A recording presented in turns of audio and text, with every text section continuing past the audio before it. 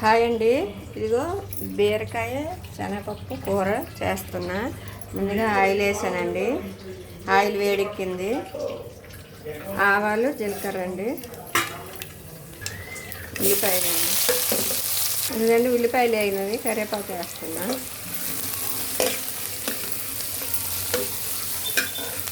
ముందుగా శనగపప్పు ఉడికేస్తానండి. ఉడికిపోయింది. ఇదిగో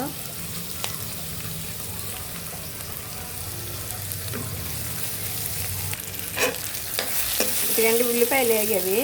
ఇది ఎండుమిర్చి, కొంచెం ధనియాలు, జీలకర్ర అండి మిక్సీ పట్టినాను.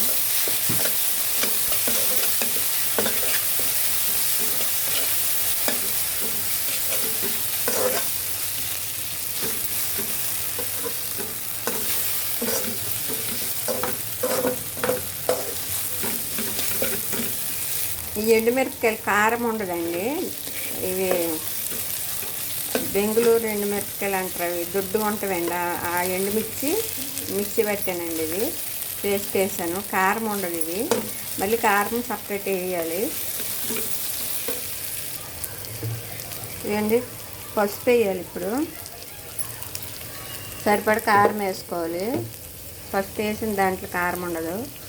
సరిపడ కారము.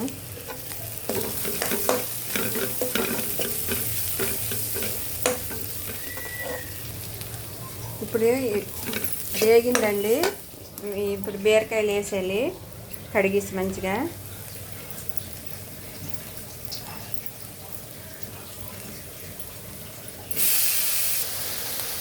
సరిపడి ఉప్పు వేయాలండి.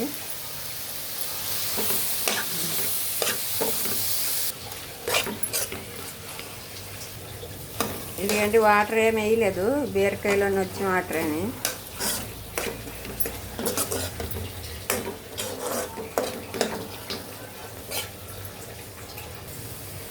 ఇదిగండి బీరకాయ కొంచెం ఉడికింది. ఇప్పుడు ఇది ఉడికిందండి శనగపప్పు. ఇది కూడా వేసేయాలి.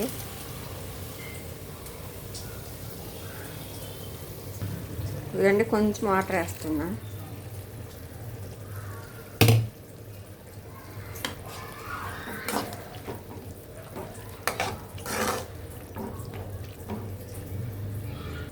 ఇదిగండి కొంచెం మూత పెట్టేసి అలానే ఉడకనివ్వాలి.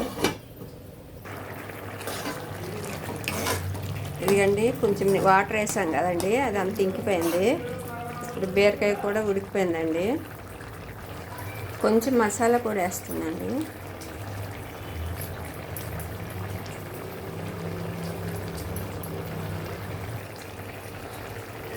లాస్ట్లో కొత్తిమీర అండి.